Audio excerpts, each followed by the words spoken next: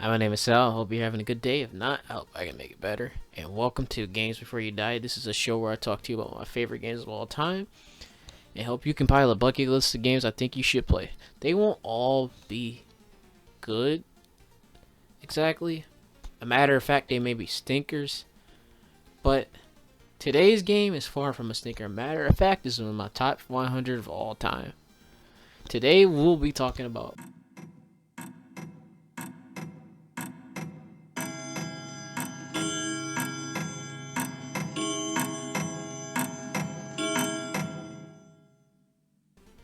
Clockwork Knight is a 2.5D side-scrolling game developed by Sega by an in-house team called Team Aquila.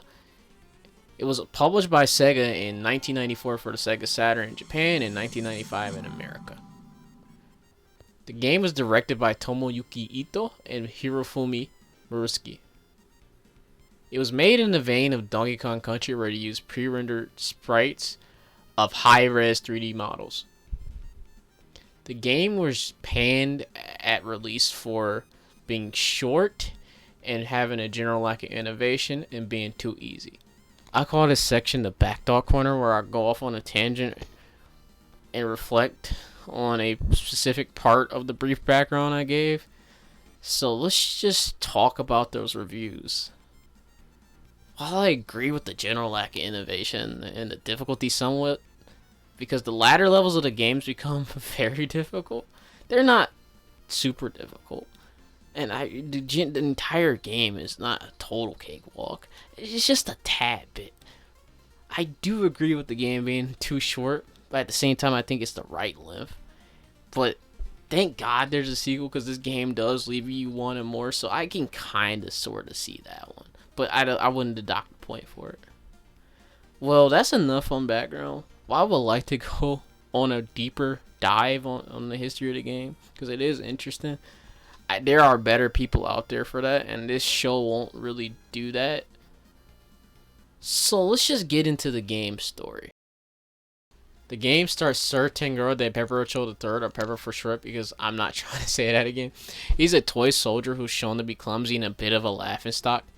He's in love with a fairy princess called Chelsea, who wakes up all the other toys at the stroke of midnight. But suddenly one night she's stolen away by some mysterious force that hypnotizes some of the other toys, making them its minions, and takes them out on anything or anyone that tries to stand in his way. Without her, the toys can never come alive again, so Pepper and another knight called Ginger sets out to save her and to stop the evil, mysterious force. The story is nothing spectacular, but it's serviceable and serves its purpose of setting up the adventure you're about to partake on. Plus, it's a platformer, so you shouldn't expect Citizen Kane.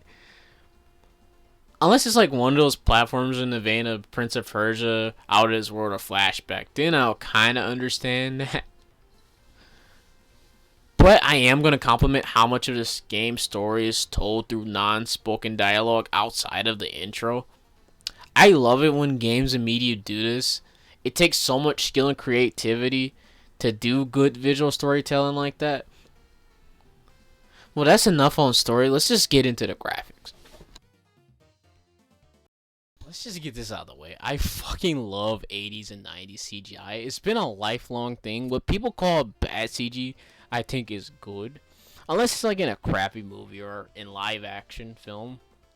There's just something about it. I can explain it just barely. I guess it's just because I like surreal art, and early 3D kind of captures the surreal art vibe. It's just something so surreal about it and very visually appealing. So when games do pre-rendered graphics like this, I eat it up. That's why Donkey Kong Country is like in my top 10 games of all time. So right out of the gate, I love this game's visuals. It does this thing that I love where it blends 2D and 3D assets, which when paired with the fact that it uses sprites of high-res 3D renders, it creates this fantastic visual style. That, and we get those cool pre-rendered cutscenes, and we have a winner. The environments are all nice and colorful and packed with detail. All our bosses are really cool looking and usually features heavy polygon usage. I love all the pre-rendered sprites. They're all well animated and look nice. I especially like Pepper's running and stopping animation. Specifically when you're coming out of a sprint. and he when he tries to stop himself, sparks just kick up. It really helps convey how much momentum he's carrying and just how weighty he is. So the game runs at a rock solid 60 FPS, which is very nice too. Well, that's enough on graphics. Let's just get into the gameplay and controls. This game is your standard platformer affair. It has 13 levels spread across 4 rooms, them being Betsy's room, Kevin's room, the kitchen, and the attic. My favorite level is the kitchen level because of his visuals. Pepper can run, jump, and he uses his trusty key weapon to dispatch his enemies. You get out of here. It's also used to open up places with locks. Also, you tap the D-pad in the direction you're facing to run. If you can attack and stun an enemy, you can hold down the attack button, then walk or run into the enemy to pick them up. You can also do this with items. If you let go of the attack button, you can throw the item or enemy. It's just so satisfying picking up an enemy or item and then tossing them into a group of enemies, causing a chain reaction. There are power-ups like this power-up called the Posture Spear that grants temporary invincibility. Also, there are red and blue helmets spread throughout the level that act as 1-ups. Clock spread throughout the level gives you bonus time if that wasn't obvious. There's just something so satisfying about controlling Pepper. He's weighty on the ground and very floaty in the air. He kind of reminds me of Yoshi's flutter jump when he jumps. Also, there's these gold keys spread throughout the level that increases your max hit points. You also have a silver key that restores 2 hit points and a bronze one that restores 1. The levels are pretty huge with many nooks and crannies. They really accommodate Pepper's moveset well. They can be very satisfying exploring and finding every little secret, like secret exits, extra lives, and more coins. Every third level is a boss fight, and honestly, they are the highlight of this game.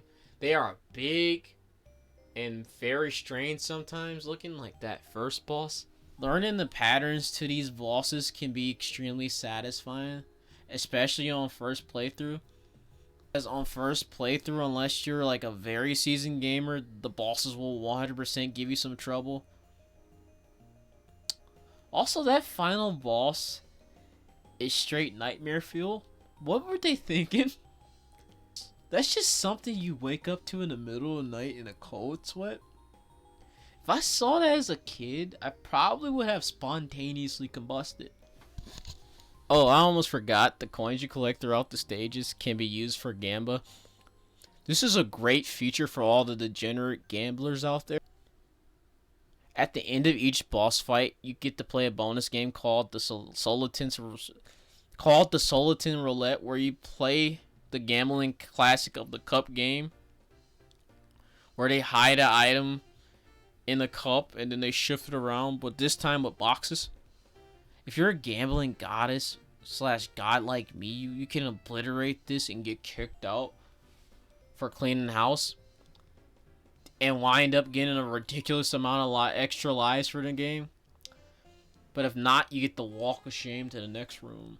Also, a common rule of thumb of collecting 100 coins equal extra life applies here too. I love this game because it allows me to get that inner gambling degenerate out. Also, they can be used for continues if you run out of life, so get to collecting. Well, that's enough of this section. Time for the music. The music in this game is great. What more can I say? I like jazz, and well, this game is full of it. It has that bouncy kind of jazz you want to tap your foot to, or that kind of jazz you hear in the background when you're smoking a cigar, playing pool in a lounge with your buddies.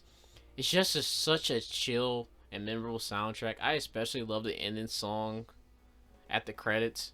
I especially love it more after learning about what it was made about. Apparently the song was written about the composer's newly born daughter. And it's such a sweet and wholesome song, and it's a great way to wrap up the adventure. I have wondered why I initially teared up when I first heard it. It's kind of a quirk of mine where I cry at beautiful things. Like it's like a beautiful song or a beautiful sight or the miracle of childbirth or animal birth. Well, I pretty much cry at a lot of things, honestly, when I think about it. So you know what? Let's just give you a little sampler of all the songs I like in the game.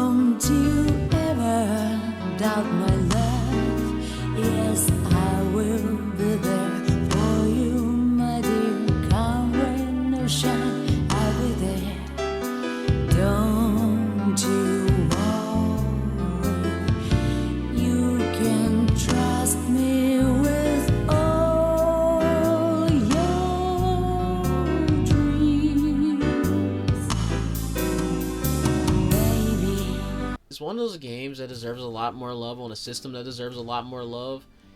It's maybe not the most remarkable platformer out there, but it has solid controls, style, grace. It also has wonderful, memorable music. It's 100% worth your time, especially if you like platformers. It should not be left to rot in obscurity like a lot of the Saturn's excellent library. The idea that people think this is just a throwaway platformer depresses me. It's much, much more than that. Maybe someday this game and the system its own will get a lot more love and respect than they get currently. Not every game has to be innovative or have 200 hours sometimes. We just need something short and sweet. I mean, isn't life short? And with that, we add another game to our bucket list.